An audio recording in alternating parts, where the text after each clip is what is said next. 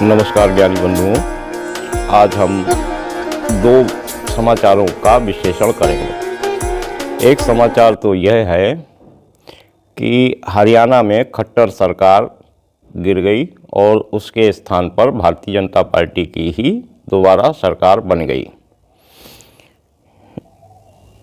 इसमें मोदी जी का क्या योगदान रहा, यह सोचनीय प्रश्न है। दूसरा समाचार है कि सुप्रीम कोर्ट के बार काउंसिल ने राष्ट्रपति जी को एक पत्र लिखा है कि चुनाव आयोग में स्टेट बैंक द्वारा जो सूचनाएं इलेक्टोरल बॉन्ड के संबंध में दी गई हैं उनको सार्वजनिक न करने का राष्ट्रपति आदेश पारित करें। दोनों ही समाचार बहुत विशेष हैं। सबसे पहले चर्चा प्रारंभ करते हैं हरियाणा से। हरियाणा में खट्टर सरकार गई। खट्टर सरकार सामान्य रूप से नहीं गई, उनके ही एक सहयोगी जो सत्ता में उनके साथ थे उन्होंने अपना समर्थन वापस लिया, अलग चुनाव लड़ने का फैसला किया और खट्टर साहब ने इस्तीफा दे दिया। खट्टर साहब दोबारा भी सीएम हो सकते थे। अब आप लोग ध्यान कीजिए कि केवल एक दिन पहले ही मोदी जी ने खट्टर साहब के बारे में स्टेज पर बहुत प्रशंसा की, अपने संबंध उजागर किए और इस प्रकार का कोई अंदेशा मुझे प्रकट में नहीं लगा।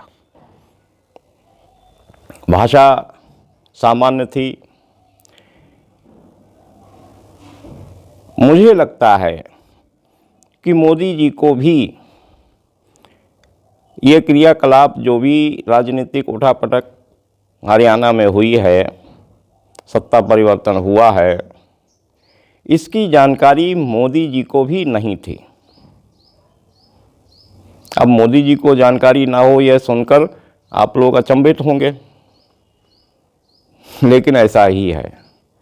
मोदी जी को केवल एक दिन के कार्यक्रमों की जानकारी होती है कि उस दिन उनको क्या करना है। मोदी जी के चाणक्य उनको केवल एक दिन का कार्यक्रम देते हैं कि आज उनको क्या करना है, कहाँ हरी झंडी दिखानी है, कहाँ शिलान्यास करना है, कहाँ पर क्या भाषण देना है, वह सब लिख कर दिया जाता है। और 18 घंटे मोदी जी उसी की रिहर्सल करते हैं केवल कि ये कार्यक्रम जो मुझे दिए गए हैं उनको सफलतापूर्वक कैसे निर्वहन किया जाए और बदले में उनको प्रधानमंत्री पद और गरिमा मिलती है। मोदी जी के चाणक्य अमित शाह नहीं है, यह मैं पहले भी आपको एक वीडियो में विस्तार से बता चुका हूँ, उसके कारण भी गिना चुका हूँ। अमित शाह में इतनी योग्यता नहीं है कि वह एक प्रधानमंत्री को, किसी साधारण व्यक्ति को प्रधानमंत्री पद तक पहुंचा पाए। प्रधानमंत्री मोदी जी की तो योग्यता नहीं ही है, लेकिन अमित शाह की भी नहीं है। तो आखिर आपने यदि वो पहले वाली वीडियो नहीं देखी है कि कौन है मोदी के चाणक्य, तो आपको आज फिर बता देता हूँ कि मोदी जी के चाणक्य हैं अजीत डोभाल। मुख्य चाणक्य हैं अजीत डोभाल। बहुत विद्वान व्यक्ति हैं, उनसे ज़्यादा विद्वान राजनीति के क्षेत्र में कम से कम मैंने नहीं देखा। और वह भी मोदी जी को अपनी कोई योजना नहीं बताते। यही कारण है कि एक दिन पहले स्टेज पर या कुछ दिन पहले स्टेज पर मोदी जी जो कुछ कहते हैं, ऐसा ही महाराष्ट्र में हुआ था। महाराष्ट्र में जो उप मुख्यमंत्री बनाए गए थे उनके बारे में भी एक दिन पहले मोदी जी ने बहुत ही अपमानजनक शब्दों का इस्तेमाल किया था और दूसरे दिन वो उप मुख्यमंत्री बन गए थे।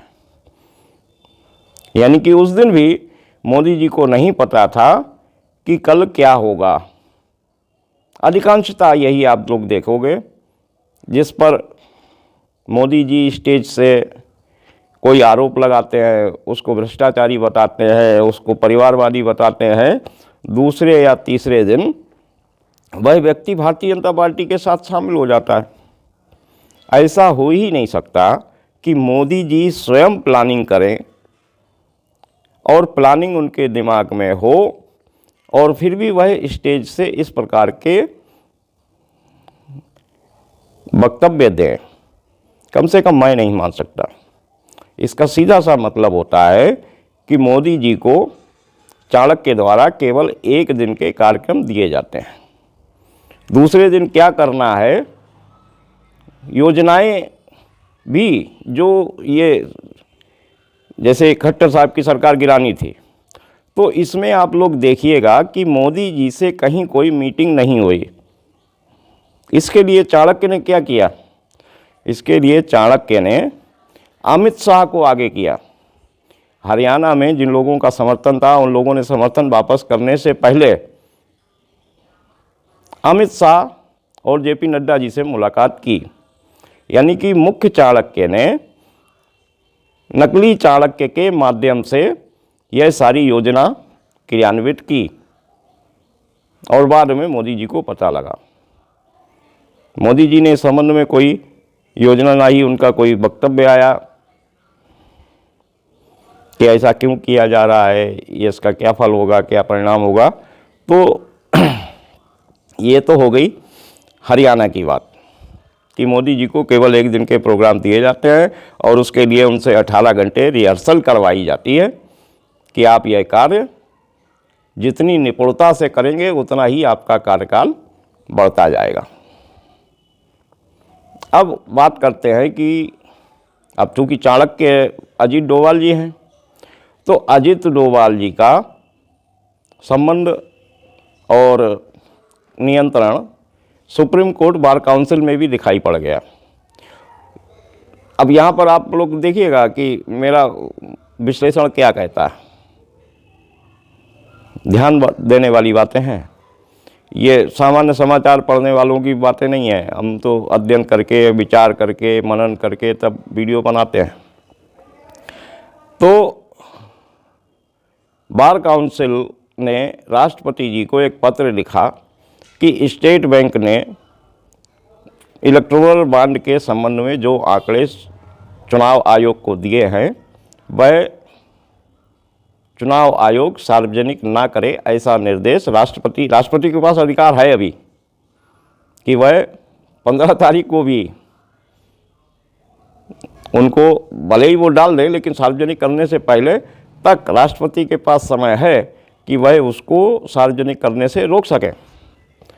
लेकिन राष्ट्रपति जी द्वारा यह सूचना सार्वजनिक करने से रोकी नहीं जाएगी।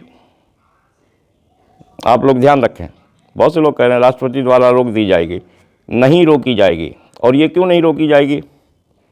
वो इसलिए कि इसके पीछे जो चाणक्य है, मैंने उसका मनोविज्ञान पढ़ा, मैंने उसकी मनोवृत्ति पढ़ी। यदि कोई योजना जो स्टेट बैंक द्वारा उसने सार्वजनिक करने की प्रयास किए और वो प्रयास हो गया फेल, सुप्रीम कोर्ट अप्रत्याशित रूप से सख्त हो गया और वो स्टेट बैंक की हो गई किरकिरी। अब स्टेट बैंक की किरकिरी होने का मतलब है भारत सरकार की किरकिरी, यानी कि मोदी जी की किरकिरी, कि मोदी जी इसके पीछे हैं, स्टेट बैंक को रोक रहे हैं।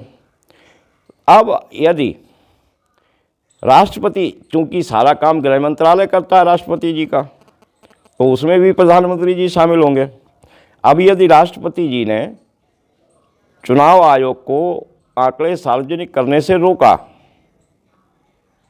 तो सिद्ध हो जाएगा कि सरकार इन आंकड़ों को लाने से बचना चाहती है, किसी भी स्थिति में ये आंकड़े सार्वजनिक नहीं करना चाहती। चाणक्य ऐसा नहीं करेंगे, वह सरकार की इमेज बचा लेंगे, क्योंकि इन आंकड़ों से कुछ ज़्यादा प्रभाव पड़ने वाला नहीं है। उनके पास अनेकों अस्त्र हैं जिनके आधार पर इस प्रकार की चर्चाओं को बाधा पहुंचाकर समाप्त कर दिया जाएगा। तो राष्ट्रपति महोदय इस पत्र के जवाब में चुनाव आयोग में हस्तक्षेप नहीं करेंगे। और इससे क्या होगा कि भारतीय जनता पार्टी और मोदी सरकार को यह कहने का अवसर मिल जाएगा कि यदि मुझे, आप लोग आरोप लगा रहे हैं कि स्टेट बैंक को हमने कहा कि यह मत सार्वजनिक करिए, तो यदि हम लोगों की इसमें भूमिका होती तो राष्ट्रपति तो गृह मंत्रालय के अधीन है सामान्य रूप से। वैसे तो राष्ट्रपति की अपनी गरिमा है, लेकिन राष्ट्रपति के सारे कार्य गृह मंत्रालय में ही किए जाते हैं आधिकारिक रूप से। वैसे तो क्या होता है अंदर, ये फिर कभी चर्चा होगी। तो उनके पास यह कहने के लिए होगा कि यदि मुझे ये आंकड़े सार्वजनिक ना करवाने होते तो राष्ट्रपति महोदय के पास जब पत्र पहुंचा था तो उस आधार पर राष्ट्रपति महोदय द्वारा हम प्रतिबंध लगा सकते थे, जो हमने नहीं लगाया। यानी कि हम पारदर्शी हैं। इससे सरकार की फिर इमेज बढ़ जाएगी जितनी कम हुई है। स्टेट बैंक के प्रकरण से जितना नुकसान भारतीय जनता पार्टी और सरकार को, मोदी सरकार को हुआ है, उसकी भरपूर पूर्ति हो जाएगी। तो इस तरह से मोदी के चाणक्य साहब काम करते हैं। उनकी योग्यता पर मुझे सल्यूट करता हूँ, उनकी योग्यता को। उन्होंने ऐसे आंकड़े बैठा रखे हैं कि कोई उन तक पहुँच ही नहीं सकता। भगवान की कृपा से मैं पहुँचा हूँ, और मेरी बात शायद ही आप लोग, जितना लोग सुन रहे हैं, मेरी वीडियो वैसे कम लोगों तक पहुँचती है, आप लोग भी शायद ही विश्वास करें। अजीत डोभाल जी ने प्रधानमंत्री मोदी को प्रधानमंत्री बनाया, और कोई दूसरा कारण नहीं है। भारतीय जनता पार्टी, आरएसएस का कोई योगदान नहीं है। आप लोग बताइएगा। यदि पहली बार मेरी वीडियो देख रहे हैं तो सब्सक्राइब कर लीजिए, और यदि सब्सक्राइब कर चुके हैं तो लाइक कर दीजिए। अपने मित्रों को यदि जानकारी आपको भेजनी है, कांग्रेस वालों को भेजनी है, समाजवादी पार्टी को भेजनी है, टीएमसी को भेजनी है, लालू यादव को भेजनी है, तो उनको शेयर कर दीजिए, ताकि उन लोगों तक ये बातें पहुँचें और वो केवल जनता के भरोसे चुनाव जीतने की जो गलती कर रहे हैं वो गलती ना करें। हमारे सोशल मीडिया पर भी जो मोदी विरोधी पोस्टें डालते हैं, वह भी जनता का रुझान विपक्षी पार्टियों को बताकर उन्हें उत्साहित करते हैं, और उस उत्साह में वो धोखा खा जाते हैं। जबकि जनता का रुझान कितना भी विपक्षी पार्टियों, कांग्रेस, लालू यादव या टीएमसी के पक्ष में हो, यदि बीजेपी चाहेगी तो उस क्षेत्र से उतनी सीटें उसकी निकलेंगी। यदि बीजेपी कोई सीट हारती है तो वह खुद चाहती है कि इस प्रत्याशी को हराया जाए। यह भी रणनीति होती है। आप जब पूरी बात समझेंगे तब इस बात को समझेंगे। ठीक है भाई, अगली वीडियो तक के लिए जय हिंद, जय भारत।